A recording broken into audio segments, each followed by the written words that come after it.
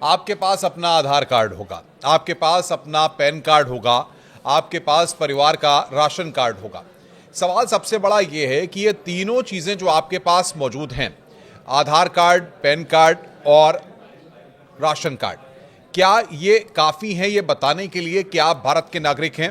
क्या इस बात से आधिकारिक तौर पर यह बात प्रमाणित हो जाती है कि वाकई में आप भारत की नागरिकता रखते हैं या नहीं होती? देखिए, हालिया तौर पर जो नई नागरिकता नीति, इसी अप्रैल महीने के आखिरी से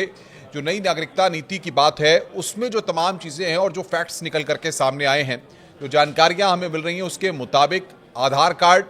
पैन कार्ड और साथ ही साथ राशन कार्ड अगर किसी के पास है तो ये प्रमाण नहीं माने जाएंगे भारतीय नागरिकता के। और ख़ास तौर पर जो बांग्लादेशी या रोहिंग्या या तमाम जो और लोग हैं, इनकी पड़ताल को लेकर के लगातार जिस तरीके से अभियान चल रहे हैं, जो कैंपेन चल रहा है उत्तर प्रदेश में अलग, दिल्ली में अलग अलग अलग जगहों पर, वहाँ पर दिल्ली पुलिस ने जो तमाम चीज़ें जारी की हैं, जो प्रूफ्स जारी किए हैं जिससे ये प्रमाणित होगा कि इनको भारतीय नागरिकता है, उसमें है भारतीय पासपोर्ट। यानी कि अगर आपके पास भारतीय पासपोर्ट है और दूसरा जो है, जो आईडी प्रूफ है, वो वोटर आईडी कार्ड, यानी कि आपको वोटिंग राइट्स भारत में है तो आपकी भारतीय नागरिकता है। यानी कि अंकुर जी हमारे साथ हैं बातचीत करने के लिए। आधार कार्ड, पैन कार्ड और राशन कार्ड, ये तीन जो आईडी प्रूफ्स हैं, इनको भारतीय नागरिकता या जो लोग भारत के नागरिक हैं उनके प्रमाण के तौर पर इनको नहीं माना जाएगा। इसको यहाँ पर साफ किया गया। बिल्कुल अनुपम, एक बड़ी बहस शुरू हुई इस देश में जब आधार कार्ड को इंट्रोड्यूस किया गया और इसका मिसयूज़ भी हुआ कि आधार कार्ड अगर किसी के पास है या किसी ने आधार कार्ड बना लिया तो वो क्लेम करने लगा कि ये मेरा नागरिकता का पहचान पत्र है। लेकिन ये बात सही है कि अगर सरकार ने साफ़ किया है और अच्छे से साफ़ किया है कि आधार होना आपकी नागरिकता का प्रमाण नहीं है, तो उसका स्वागत किया जाना चाहिए। क्योंकि आधार जब आप बनवाने जाते हैं तो उसमें आप अपने बायोमेट्रिक्स देते हैं, आप अपनी पहचान की चीज़ें देते हैं, उसमें कहीं से भी ये बात निकल करके आई, बाकायदा ऑफिशियल्स ने इस बात को कहा है कि कुछ लोग जो है जो गलत तरीके से भारत में रहते हैं, वो आधार कार्ड, पैन कार्ड या फिर राशन कार्ड जो है अवैध तरीके से, गलत तरीके से बनवा लेते हैं, जिसका दुरुपयोग करने की। मैं उसमें ये कह रहा हूँ कि तीनों जो डॉक्यूमेंट्स बनते हैं उसमें कहीं भी कोई वेरिफिकेशन नहीं होता जी। आप सीधे जाते हैं,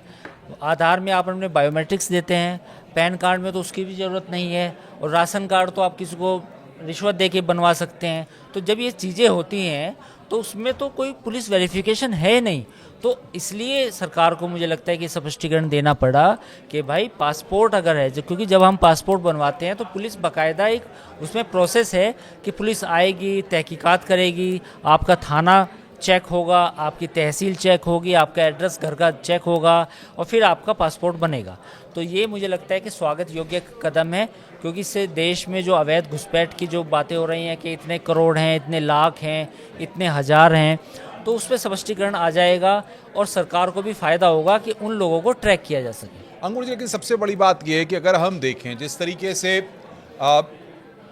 भारत की नागरिकता और बांग्लादेशी, रोहिंग्या, इन सबको लेके जो अभियान चलते रहते हैं, उसके बाद ये बड़ी महत्वपूर्ण बात निकल करके सामने आई है कि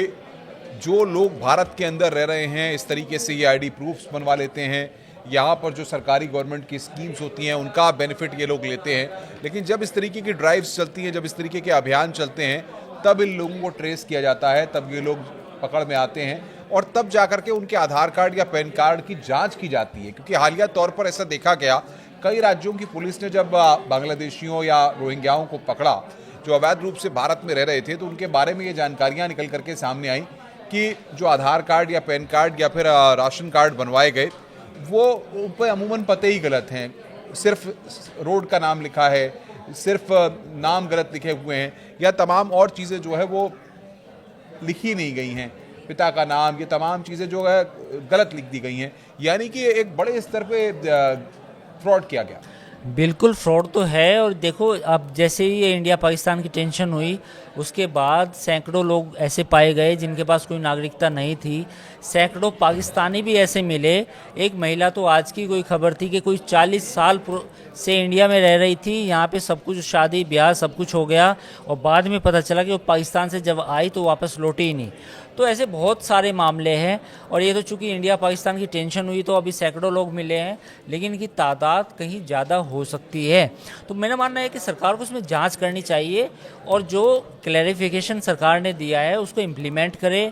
पूरा डेटा तैयार करे कि भाई इतने लोग विदेश से आए थे, इतने वापस गए, प्लस बॉर्डर से जिन बॉर्डर के इलाके हैं जहाँ जहाँ से इस बात की आशंका है कि पिछले 20-30 सालों में घुसपैठ हुई हो, वहाँ स्पेशल एक अभियान चलाया जाए। इवन उसमें चाहे तो कोई सिक्योरिटी फोर्सेस या किसी एजेंसी को इन्वॉल्व किया जाए कि वो तफ्तीश से लाखों लोग जो हैं उनकी सबकी नागरिकता। बहुत महत्वपूर्ण बात आपने कही। जाहिर तौर पर यानी कि अवैध तरीके से भारत के अंदर पनाह लेने वाले रहने वाले लोगों के खिलाफ जिस तरीके से तमाम राज्यों की पुलिस और सरकारें लगातार एक्शन ले रही हैं और पहलगाम की घटना के बाद से जिस तरीके से इसको लेकर सवाल खड़े हुए थे, क्योंकि लगातार मॉडल्स ऑपरेंडी या तमाम चीज़ों को लेकर के जिस तरीके से एक्शन प्लान तमाम एजेंसीज लगातार चला रही हैं, उसमें अब बांग्लादेशियों और अवैध तरीके से भारत में रहने वाले रोहिंग्याओं पर शिकंजा कसना शुरू हो गया है। और इसमें अब साफ है, एक बार फिर आपको बता दें कि अगर आपके पास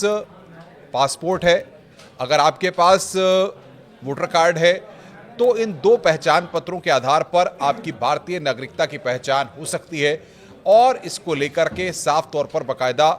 ये भी चीज़ें हैं कि अगर आपके पास बाकी जो डॉक्यूमेंट्स हैं वो डॉक्यूमेंट अगर गलत तरीके से बनवाए गए हैं तो फिर आप कानूनी दायरे में आ जाएंगे और कानून के शिकंजे में आकर के आपके खिलाफ कड़ी कार्रवाई भी की जाएगी। दिल्ली पुलिस और तमाम राज्यों की पुलिस लगातार जो अलग अलग एजेंसीज हैं वो ऐसे आधार कार्ड, ऐसे पैन कार्ड, ऐसे राशन कार्ड पर भी निगरानी रखती हैं और इसमें खुफिया तंत्र काफ़ी मजबूत है। नमस्कार।